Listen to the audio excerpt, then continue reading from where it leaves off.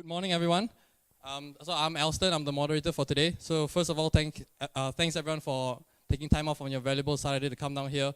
So the crowd is very diverse. We have Singaporean students, those on exchange. We have those working professionals in Beijing, and we even have some panelists and some guests flying in from Shenzhen and Shanghai. So we're very honored to have everyone here today. So I think Billy gave a good introduction about what OSG was, and it's jointly organized by NTUitive. You can see there. So what NTUitive does is that we send students from Singapore for overseas internships and exchange. So like for example, for myself, I was from NTU and I'm doing an exchange here in Peita, and I was also previously interning at Chee and now at Airbnb. So we have a lot of these programs. We have some NUS students here as well. Where are you? Yeah, very optimistic, very energetic. Yeah, so they have the same program as well, which links them up to a startup, our company in China, where they do an internship and an exchange. So it's not limited to China. We have students going to the US, the UK, Israel. Israel is coming up. And we even have students going to Africa. So we'll tell you more about the program at the end, and you'll mingle around. So without further ado, I would like to invite our 4 distinguished panelists up today for today's panel discussion. Panelists?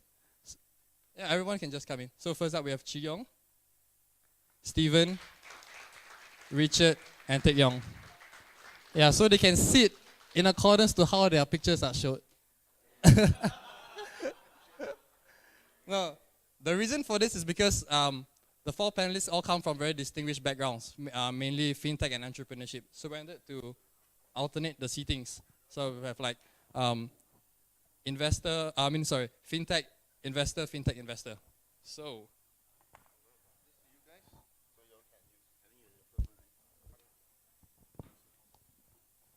Okay, so before we start, I'd like to give an introduction about our panelists today. So first up we have is Chee, who is beside me. So Chee is the CEO at NCF Wealth Holdings, which is a part of NCF Group. So NCF Wealth is an integrated financial services platform, and as at December 2016, it has helped match more than 150 billion RMB of borrowing and investment needs since its inception in July 2013. And before NCF, Chee has over 20 years of banking experience in various financial institutions, including Standard Chartered, China QianHai, MAS, and Temasek Holdings. Chee graduated from NUS with a Bachelor of Computer Science First Class and an MBA in Banking and Finance from NTU, and a CFA Level 3. So, can we give a round of applause to welcome Chee?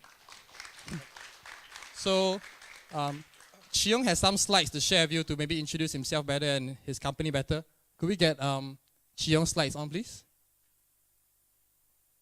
So am I going to stand up? And yeah, you can stand. You want to sit? Stand. Okay. Yeah, more comfortable. Okay. Maybe the control. Yeah. So this one is up and down. Yeah. Hi everybody. It's good to see so many Singaporeans in Beijing. Briefly introduce myself. I work for 24 years. Half the time I'm spent in Beijing and Tianjin. So 12 years in China. I started as a programmer. I graduated from the NUS in computer science. Then I started in IT. I went to Stanchart, become project manager. Then I moved into credit, moved into corporate banking. Then from then on, about 20 years I've been in the banking side, the business side of banking. I left Stanchart, and then during a short period, I went into do my own business. So I was an entrepreneur for a short while. In Singapore, I partnered with a doctor to do medical tourism business. So at that time, it was I think 2011, something like that. No, 2002. Yeah. So at that time, I was helping to bring Singaporeans to Thailand for this medical operations and then have recuperations over there in Thailand. But it didn't work well, so I moved back to the workforce, and then I joined MAS. And then there's one opportunity. My ex-colleague from Stanchart gave me a call, say that Stanchart has invested in a bank. to start a bank. So I came over. At that time, actually, I just leave my job and then pick up my bags and go. I was in Tianjin for 7 years, and then I left and joined this Fullerton Guarantee, and was running the North China business. Then I joined this privately owned group in 4 years ago. This particular platforms, which I will explain later on. So this is my brief introduction of my career.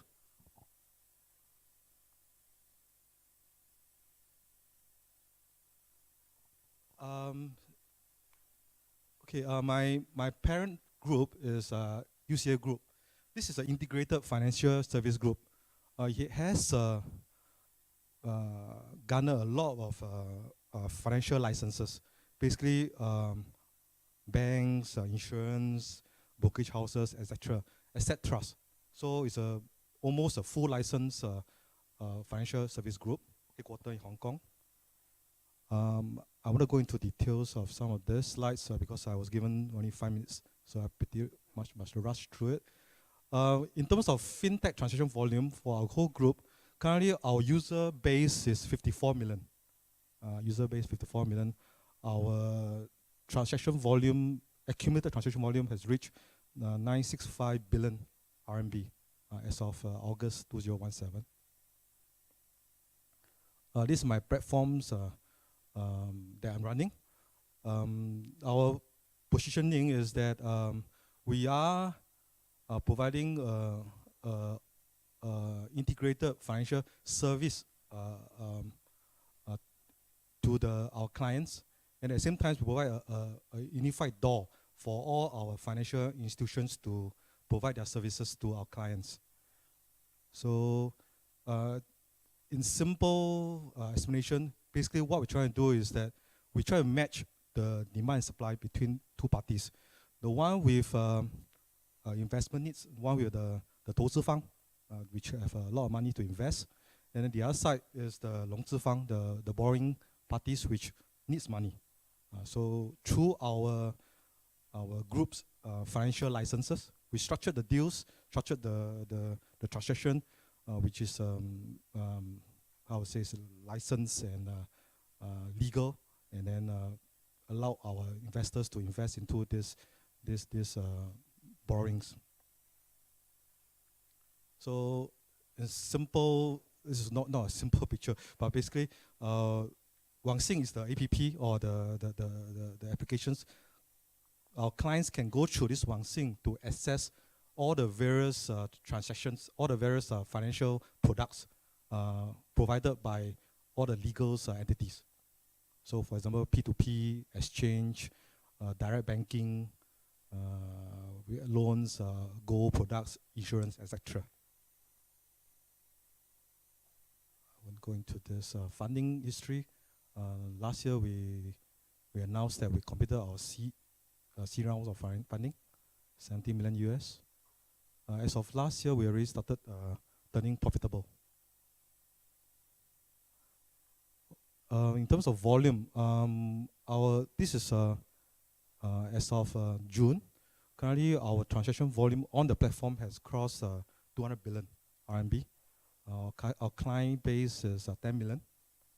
Still going very strong.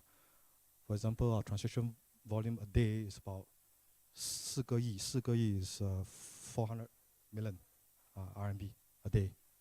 This is current transaction volume and trend. So this is my simple introduction of my company and myself. Thanks a lot.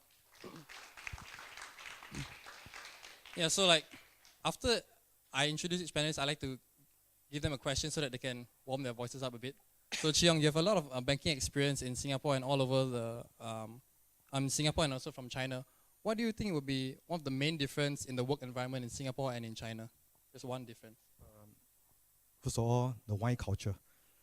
I think the panelists here will understand that in China, we drink a lot. Basically, sometimes for the whole week, lunch and dinner. You're probably sober during breakfast.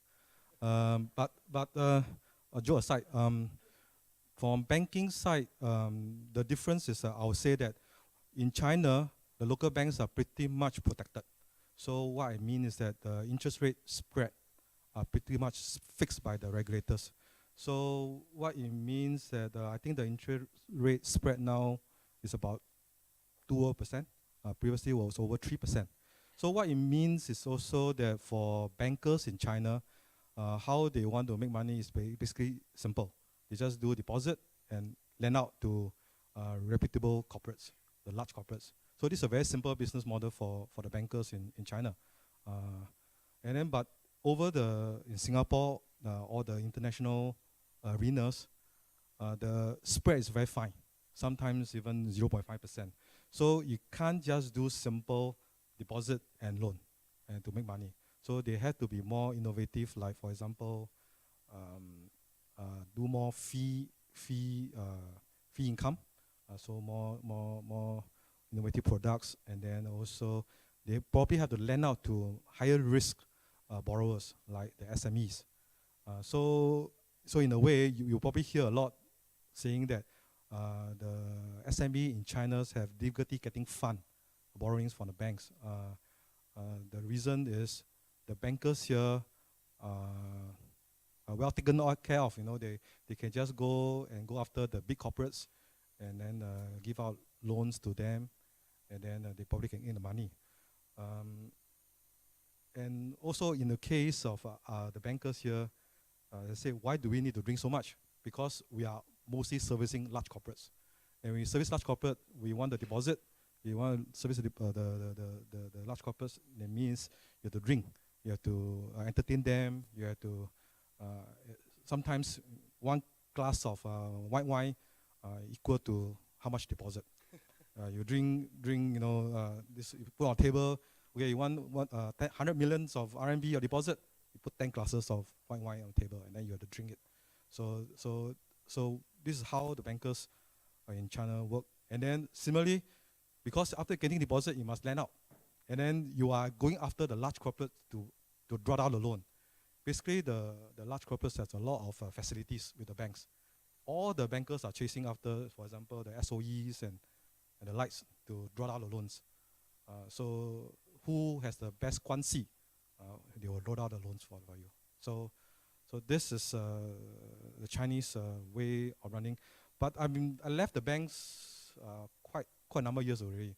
I see slight changes, but still they are quite protected. I see the interest rate spread is still 2%. So there's still no incentive for the bankers in China to do SME loans, for example. Yeah. So you've transacted over 150 billion. I don't know how much alcohol you have in your body. So this one I don't have to drink. Okay. Yeah. Okay. Thanks a lot, Yong. So I'd like to introduce our next panelist, Richard. So Richard is a general manager with QianHai Group and chief executive at Shanghai Chuangpai Investment Consulting Company, which owns and runs Innospace Plus, an incubation platform set up for the purpose of creating a cradle of innovation and entrepreneurship in China. Despite its 5 years inception, Innospace Plus has become one of China's most influential incubation platform, ranked as the best accelerator in Shanghai, by various independent prominent organizations for the past 2 years. Mr. Tan is also the founding partner of Innospace Plus Venture, its first angel fund of RMB 40 million, which has seen some good exits, with a book gain IRR of 63%.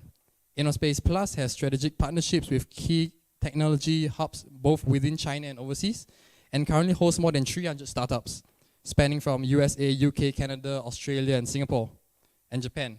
60% of these startups have successfully raised their second round of funding at an average increased valuation of 4 to 6 folds. Prior to joining QianHai Group, Richard was the Vice Consul for the Singapore Consulate in Mumbai, India, and double heading as the Regional Director for the Singapore EDB.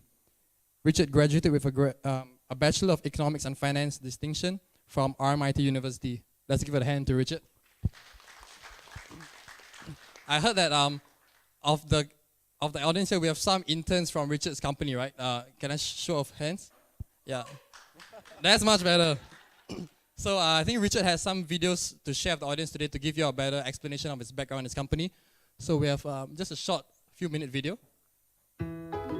Innospace 家是一个全要素一站式创业社区，位于上海杨浦区，由 IPO Club 创业咖啡和 Innospace 创业孵化器整合升级组成。其中 IPO Club 成立于2011年，吸引了众多创业者和投资人再次交流。2012年成立的 Innospace 则是中国最早一批新型孵化器。其主办的国际创业集训营是国内连续举办的最成功的创业加速计划之一。2015年设立的 Innospace 创投基金，可对早期创业项目进行10至300万人民币直接投资。整合升级后的 Innospace 加更加强大，至今已累计孵化近200家企业，孵化项目融资额超8亿人民币，已有超过8家公司在成立后1年内发展到估值过亿的规模。导师阵容一直是 Innospace 家的亮点，能推动创业项目在短期内爆发成为创业明星企业。Innospace 家与国际跨国企业也有良好合作，例如与西门子联合发起的工业4.0创业加速计划，会对多个科技创新领域项目进行重点扶持。接下来，让我们看一看创业者丁丁是如何在 Innospace 家度过充实的一天。嗨，我是丁丁，是一名已经入驻的 Innospace 家的创业者。工程7点钟我准时起床，8点会在1楼 IPO Club 吃一顿丰盛的早餐，再来一杯 InnoCoffee 提神。9点来到2楼的 InnoWork， 开始紧张的工作。到了下午2点，我会参加 IPO Club 的路演日，向投资人推荐我的创业项目。4点左右，我用 InnoAPP 邀请朋友到 B2 层的 InnoMaker 一起打磨产品。晚上7点，我约了导师交流，请导师指导和引荐资源。忙碌的工作结束后，我会去 B1 层的 Gym 做运动，释放压力。11点，回到 InnoLive 创业公寓休息，准备迎接充满挑战的新一天。在许多和丁丁一样的创业者心中， Innospace 家不仅为他们提供了融合创业与生活的理想空间，更提供了最佳的创业服务和资源。在 Innospace 家，丁丁的创业梦想很快就要实现了。 That's like the ideal lifestyle for me. I think we have one more video, the second video. Yep, that's the one.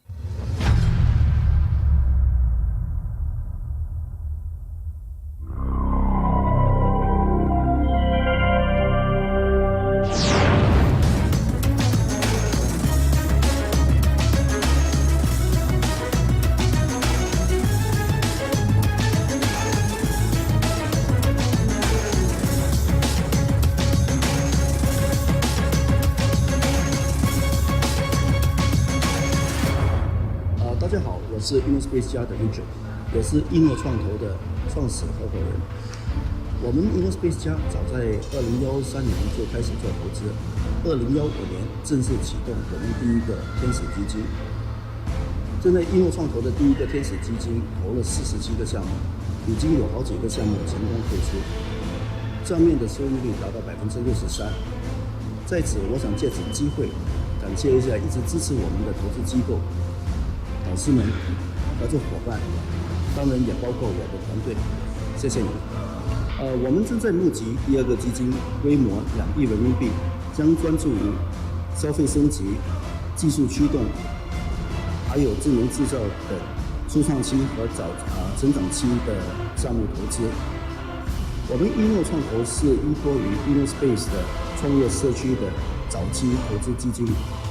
以强大和高效的投后管理与服务，帮助创业者越过他们创业的死亡谷，并帮他们完成社会价值、产业价值，还有基金价值。其实我们之所以在短短几年内，有相当鼓舞的成绩，是因为不管是我们的课程、资源等等，都是围绕着我们的这个投资策略与方向的。所以接下来可能大家会看到我们在人工智能、区块链等领域发力，与这些领域的大咖们、专家们，还有影响力的机构深度的合作，希望通过这样子的合作，给予创业者更加多、更加好的资源以及服务。谢谢。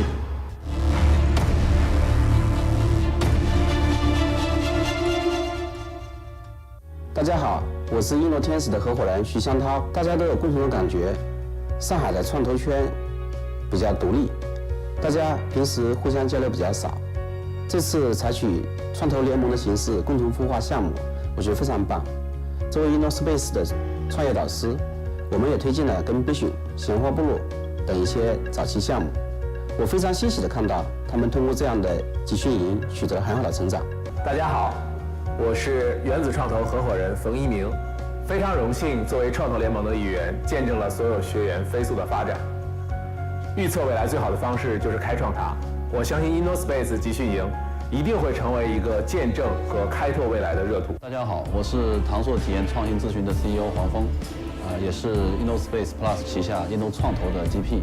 作为一名创业者，也是 Inno 创投的 GP， 希望能够看到更多的优秀团队以及更有价值的创业项目。大家好，我是四等工厂的创始人石子健，跟 Inno 结缘已经有3年了。在这3年的时间里面，每一年都看到 Inno 有很大的进步，衷心的为 Inno 感到高兴。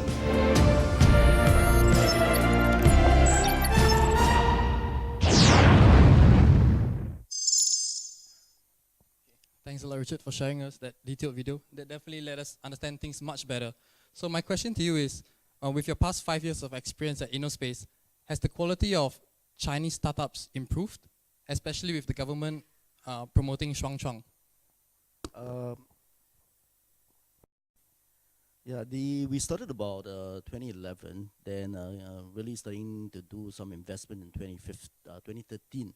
Over the last few years, the number of projects, and number of business proposals that we receive have actually increased a lot.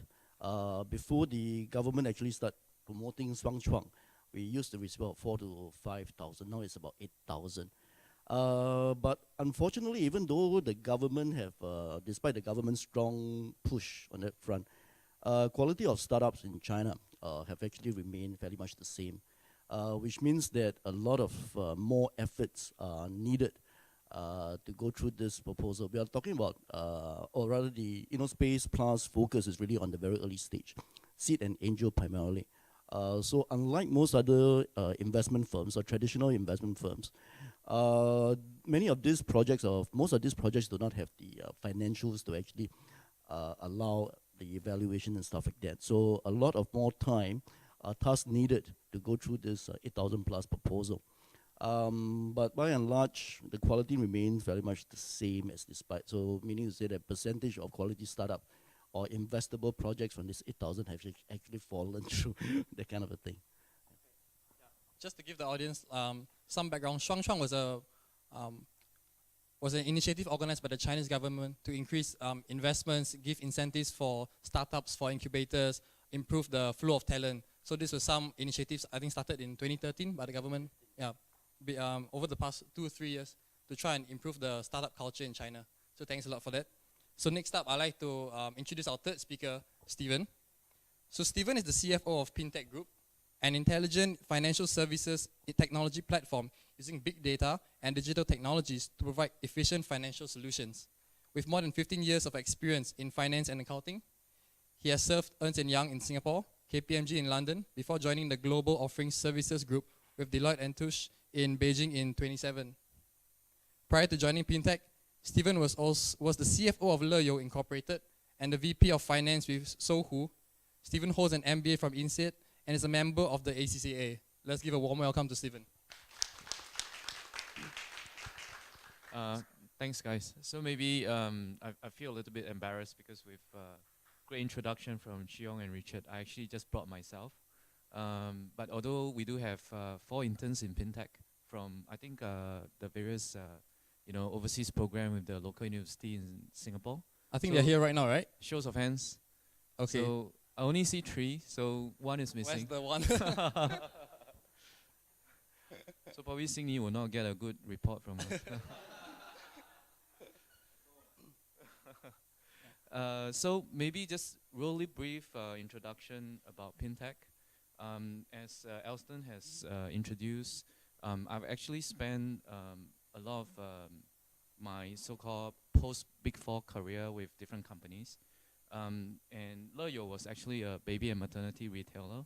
I joined them as CFO about 6-7 years ago, and spent 3 years with them, did a couple of rounds of financing, sort of cut my experience in the startup environment, fundraising environment, fresh out of the Big Four in Beijing.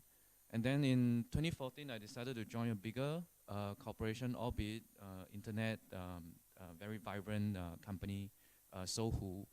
Spent a couple of years there, and then it sort of got, I wouldn't say boring, but I wanted to search for more exciting things to do. So nothing was more exciting in the last couple of years. Fintech was really up and coming. It was the hottest and it's kind of like the freshest thing out of China. So I joined Pintec last year as CFO. Pintec is essentially a spin-off from one of the more well-known P2P platform in China called Box. So what we do in Pintec essentially is digital lending and robo-advisory solution provider. We work with businesses, platforms and funding partners to essentially link up and provide financial services and products.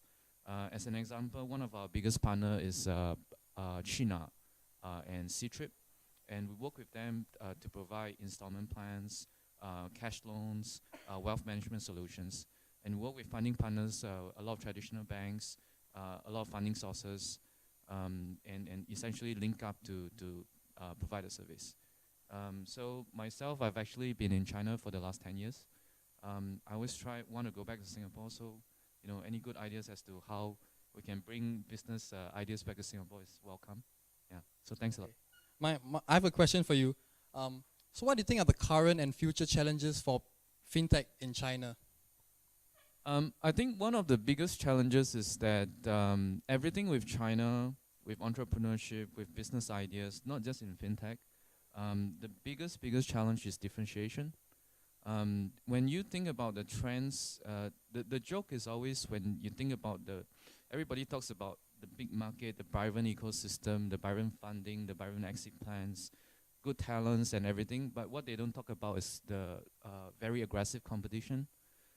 We always joke that even if you have the best idea, best IP, best technology, best brand, it doesn't take long before the big players will come after you, the innovative players will come after you, people who don't necessarily follow the rules. So I think one of the key issues we always find is how do we continuously differentiate ourselves. Elston introduced our company as an intelligent financial services, big data, using big data. You can apply that description to thousands of companies out there. So when me as CFO go out to present to investors, and when we tell the story, when we talk about so-called what we are good at, they heard the story hundreds, if not thousands of times. So I think at the end of the day, it all boils down to having the patience, having the so-called rolling up the sleeve to get down to work, to get to the results. So for me, that's the biggest challenge for fintech. Even within the fintech sector, going back 2-3 years ago, the rage was P2P. 2-3 years later, today you're looking at digital lending, you're looking at big data innovation, you're looking at robo-advisory, which is kind of what we do, but you don't know what the future holds down the road. And that's why you have to keep on innovating, keep on believing in what we do, and sort of have to carry on and try to do the best. I think as a last point, the other big challenge in China is the regulations. So everything you do, every success you have might be all in vain if you do not follow what the regulators are going to do next. And regulators play a very big part, and it decides kind of our livelihood in that sense. Yeah. Okay, sure. Thanks a lot for that, Stephen. Thanks. So I'd like to introduce our last panelist. So Yong is the Managing Director in QianHai Funds of Funds, where he leads and recommends public and private equity direct investments and commitments into PE VC funds. QianHai FOF is currently China's largest private sector managed funds of funds with AUM of 27.9 billion RMB. It has a unique hybrid model of direct equity and funds investing model, amongst other business model innovations. Recent investments include Lu Daopei Yiyuan, a leading private hematology specialist hospital, and Villa de Roman, the largest Chinese wedding venue event specialist. Prior to QianHai FOF, Yong has spent 12 years at various units in Temasek Holdings, being based in Beijing, Hong Kong, Singapore, and with Pavilion Capital. He was also a core team member in the US $8.4 billion sale of Temasek's interest in 3 wholly owned power generation companies in Singapore, where the deal has even received 3 awards from the finance industry. Before Temasek, Yong worked at Arthur Andersen, Singapore Power and Cambridge Associates. Yong attended the Nanyang Technological University and graduated with a bachelor's degree in accountancy honors. He's also an alumni of the Harvard Business School, having attended its general management program under sponsorship from Temasek. He is a chartered financial analyst, chartered accountant, and financial risk manager. Let's welcome Yong. Thank you. So just a bit about myself and time in China. Most part of it was when I was in Temasek, doing private equity. In total, if I talk about China specifically, I've probably been looking at the Chinese market from an investing perspective for more than 10 years now. Living here in and out during that period, maybe about 8 to 10 years.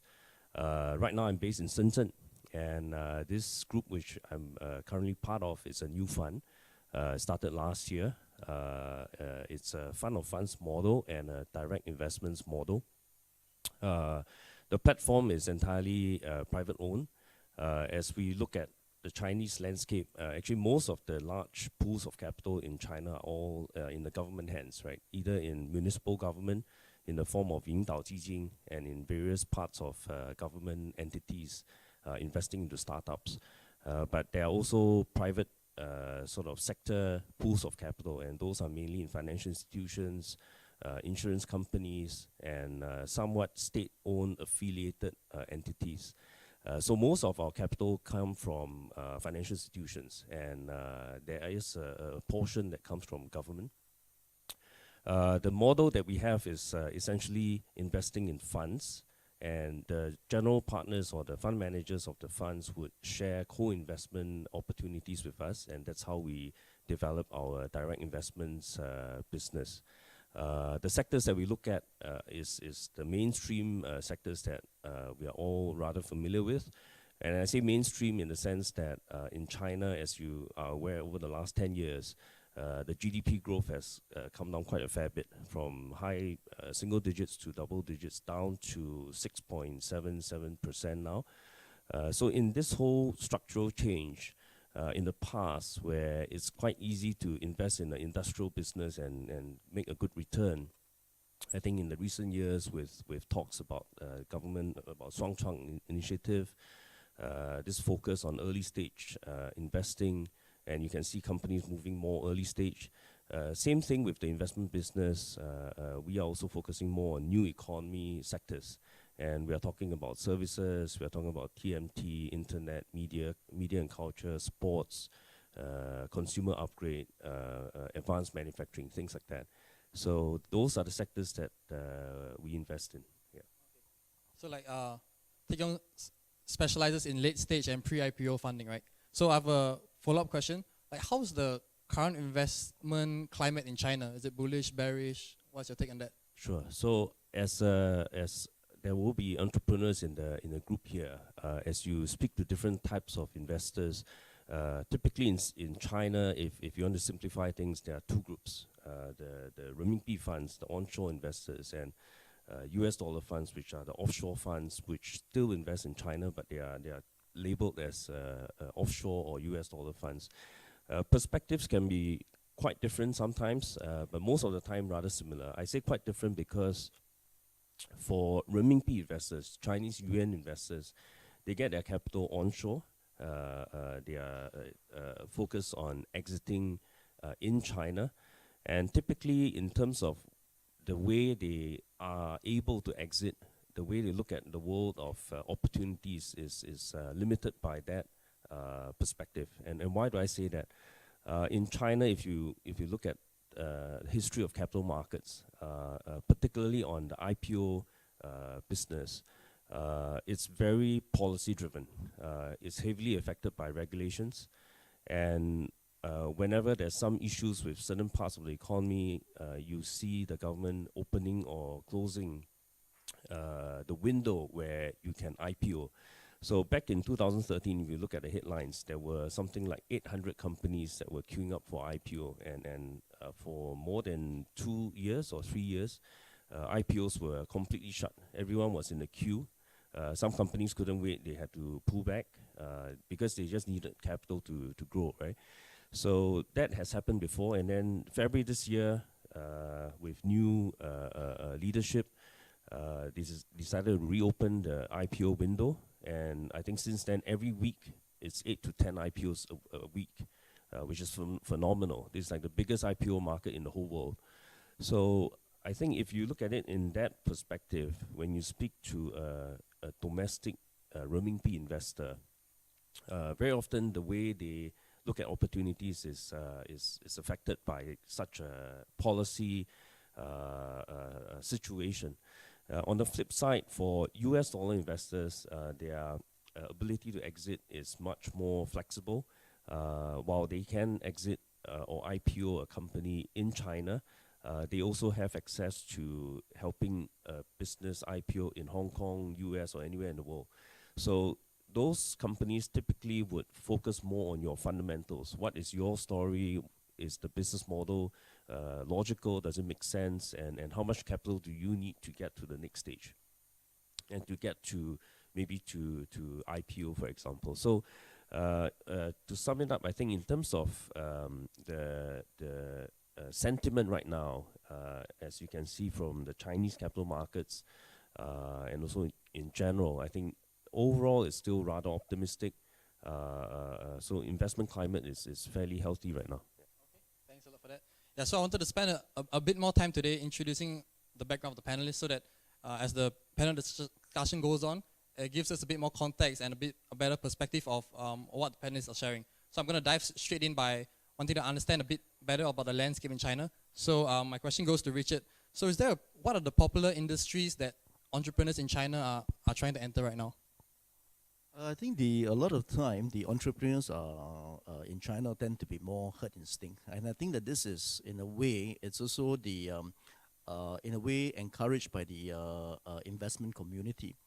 Like for example, I mean like even for our small funds, it's quite natural, right? I mean like you have this money to invest, so before investing, then we think about how to exit.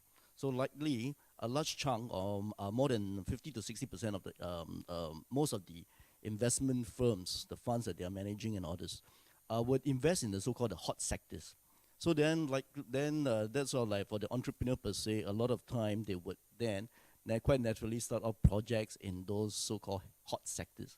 But what is hot sectors today might not be hot tomorrow. So this is where the situation comes in.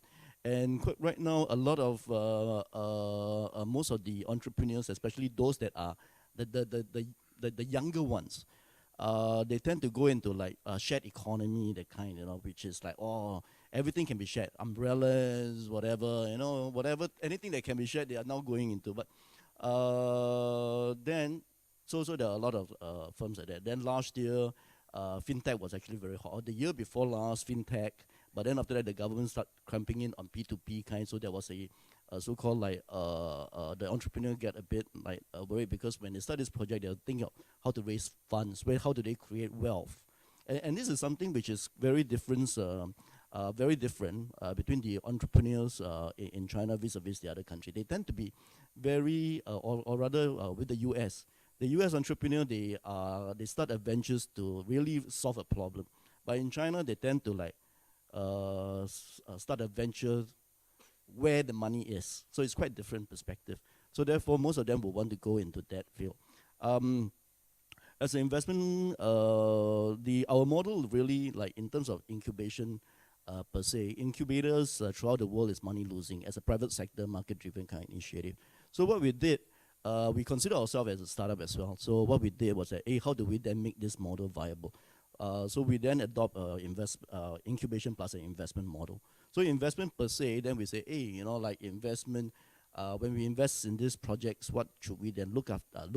So as I said, 50+% goes into the hot sectors, but the hot sectors, before we invest, then we start looking at exiting. So for example, we in 2015, before the 国家领导 start promoting smart manufacturing, 智能制造, at that time we start going into Industry 4.0. So that's the reason why we started with Siemens, working with them on their requirements. Then through them, we were able to source good projects for them that in the process we invest, and in the process we help to incubate and accelerate.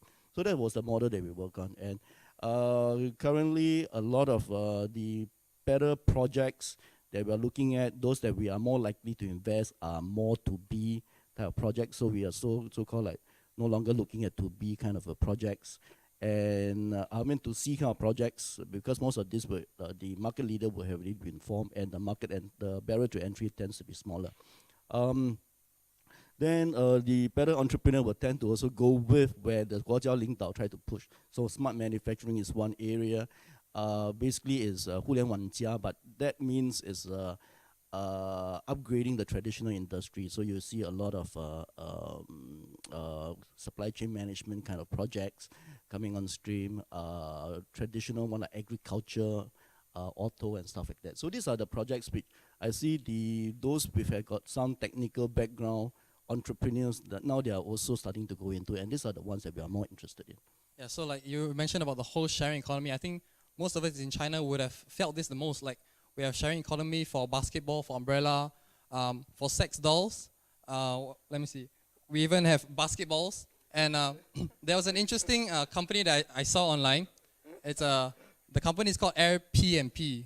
So it's a spin-off of Airbnb. So what it does is that you can rent out your private toilets in your house. So if someone needs a toilet, you rent out a toilet. You can post a picture, write a description, and then people can come to your house to use the private toilet. And there's even a premium account where like you can get the homeowners to come and give you moral support when you're like in the toilet. So it's really interesting. I'm serious, if you find it online, there's such a company. So next question goes to Teck Yong. Is there a similar trend for late stage funding and pre-IPO companies where follow the same trend that Richard has just said in all these hot industries? I think it is. Yes, a lot of activity in China, unfortunately, for the most industries are very policy influenced. Same thing with investment sentiments and mentality, as I mentioned just now. But I think on the flip side, just to paint a different picture, there are certain industries that are highly competitive, that are less regulated. Maybe in traditional consumer, you see less influence of regulation. On the other extreme would be finance, right? Finance, media is highly regulated. So anything entrepreneurial in either finance or media, you have to think harder about your business model and what the government would think about your business if it grows and is successful. Whereas if you open a restaurant, right, it's just a matter of getting licenses and getting a location. So from an investment perspective, investors will also think about such issues, particularly when you are trying to give a company capital to grow, and at some point he's got to exit and he's going to IPO. Will the capital markets or CSRC, which is the regulator for the capital markets, allow a company in that particular business be listed? So those are some of the things that investors will check off the box and then ask themselves. I'm going to push this a bit. I want to ask, so where is QianHai putting their money in right now? Which industry? Right. So I mentioned rather briefly just now, I think we are also in the mainstream sectors, which are typically, if you very simply label it, new economy sectors. We have a few groups internally with different sort of in-house specialists looking at some of the sectors. Advanced manufacturing is one of them. Advanced manufacturing is very broad. It covers robotics and other new materials. And that also covers electric vehicles, which is a very big part of the Chinese national strategy right now. Even though you hear regulations about them trying to clean up the whole sector at the same time, but you can well imagine in the electric vehicle sector, the whole value chain, that's going to disrupt the entire sort of business which the Americans and the Europeans built 100 years ago, right, with Henry Ford. So electric vehicles, the entire internals of the car is different, the whole value chain is different, down to batteries, different parts of components of batteries. So just giving one example, we are looking at each part of the value chain, and there are investment opportunities in each section of it, down to the materials in the battery. And that's just advanced manufacturing. So we have TMT, which typically we call it internet. We have media and culture. And because we are renminbi fund, we are domestic. We look at defense also. We have a small group that does that. I personally look at traditional consumer. I look at healthcare also. These are sort of evergreen sectors in a growing economy. Yeah. Okay. So like, yeah, of course. I mean, for the earlier stage kind of ventures and stuff like that, right now there's a trend that unlike the B2B, B2C type of projects, now the trend in I think Teck Yong might also echo that. There's a thing about 抱团. Just like as I said, like we have as a small investment funds and stuff like that. Our initiative is really to work with a lot of all these other more prominent VCs in different stages, and also in similar industry, for example. So it's only through that then we so-called like those projects that we work on would then be able to then pass it on to them for next round of funding, etc. So that's one. Then the other one is also with the involvement of the big corporates coming in as well. So why is a lot of all these VCs are willing to work with us? It's also that we have certain verticals of focus. So let's say like advanced manufacturing or smart manufacturing, for example. Then we work with Siemens, 3M for new materials, that kind of a thing. So then BMW for connected cars, Audi for connected cars. So with that kind of a thing, then it becomes like it becomes the whole ecosystems whereby the projects they receive technology mentorship guidance from all these big companies, and then the other additional market support from the VCs, etc. So becoming more interesting play in terms of having startups that are more sustainable and more interesting to look at on a longer term, a longer haul. So as a result of what we have been doing so far, I think that in terms of survival rate, ours is actually quite impressive. On a 3 to 4 years horizon, our startups are enjoying a survival rate of about close to 70+%, which is actually quite incredible. I think for those that are involved or getting into this or are familiar with this game, typically in survival rate of 20% is actually very impressive, and ours is about 70+% on that. And all is about creating the ecosystem, different players coming in, working together, not just from the VC, the later stage VC taking over the investment, but also the tech companies. And the tech companies are getting very jittery, especially the traditional boys. BMW, I think that BMW also have a strong market share in China, but the whole connected cars and all this thing, actually the BYD is actually very advanced in terms of the application of technology, which also involve like things like AI, robotic, new materials or whatever going into the system. So it's actually disrupting the whole different players. So for entrepreneurs, I mean like students and all this trying to set up ventures, you have to think about, you create ventures and what are your road plan? Why are you doing these ventures, and how do you want to take this forward? Is it just for money, or is it for the longer term you want to solve a world issues and stuff like that? I think that this part is important. Yeah. So Richard and Teck Yong both mentioned about fintech and tech. So I want to bring in Chee Yong and Stephen into this. So Chee Yong, what is the trend of the fintech industry, and what are the current projections? Fintech industries, I will divide into two groups of companies. First, one group is called, I will call it the financial service providers, like us, like Wang Xing, which we provide financial services to customers or sell corporates.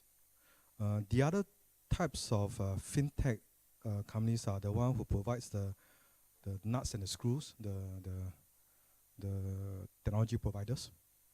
I would say the earlier on, a few years back, 3-4 years back, mostly the whole industry in China are focusing on the financial service providers. So basically like the P2P lending business. We started as P2P lending as well. At that time, I guess I would call it the Wild Wild World, Wild Wild West, where basically everybody just want to jump on it, and sometimes nobody care about the security, the risk, things like that. There are people who come from US, they call the Hai Gui, came back with some technology ideas from US or from Europe. Then they just start out the companies and then start helping to match these P2P transactions. But I would say P2P lending or all kinds of financial service providers, they are essentially still the underlying consideration is still finance. Means that you still have to be concerned with the risks and things like that. End of the day, although you are just a middleman, because in P2P lending the platform providers are just a middleman. You say, I'm just a middleman. I help to match the borrowers and the investors. But in the end of the day, the borrowers must still return the money on time. In China,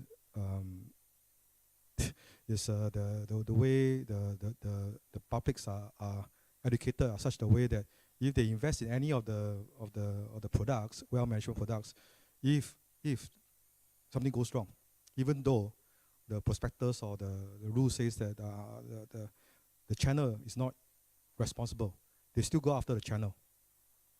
Even the banks, the banks sells products that says that these Singapore products, basically they are just a distributing the products. They still go after the banks. And they create the social unrest. And when there's social unrest, the government step in.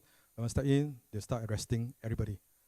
So the platform CEOs and the shareholders will be arrested and jailed and even very severely punished. So if let's say the borrowings are not returned, so frankly I'm a very high risk industry. I'm the CEO of a financial service provider in a very high risk industry. So if my products doesn't when mature and doesn't return to my investors, and they kind of create a hoo-ha, and then go all the way to the local governments, and yeah. So that was the era, and then currently what happens because of for example, the Yizhubao, probably some of you heard it. That's one of the big financial service provider or P2P lender. I think it 50 billions of funds are not returned to the investors.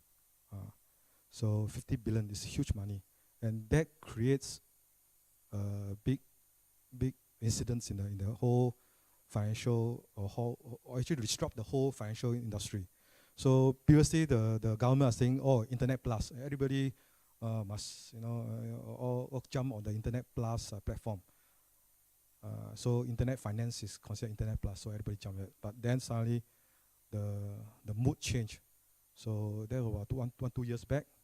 The mood changes and then change, and then now it's highly regulated. Now the government steps in and actually say that such industries should have high barriers. Not anybody can just step in and run financial service providers. So currently this is the trend, and then because of this, I think there are a lot of companies are stepping away from just doing financial service provider. So they think, okay, now I will provide technology for banks, for financial service providers. So like for example, blockchain, big data, AI, all kinds of technologies companies start coming out. And the way they are right in the sense that they just provide the nuts and screw, but by end of the day, for financial service provider, it's a you can't just say, oh, I outsource this to the technology company. So the financial service provider is not responsible for the cock up or for the problems that this technology created. It has to be responsible. So to the regulator, it's all the way, straight all the way to the bottom. You are the service provider. You cannot outsource your responsibilities. And you are responsible throughout. So a lot of players, even the Mai Chingfu, they call it TechFin. They don't call, we are not a financial service provider. We are TechFin.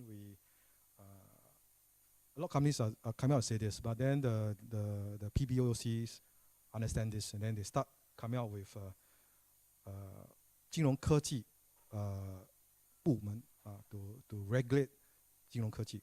So now, no matter how you change your name, the regulators are still going after everybody. You know, you call it fintech, technology companies, whatever. And if you are dabbling in financial sectors, they will go after you.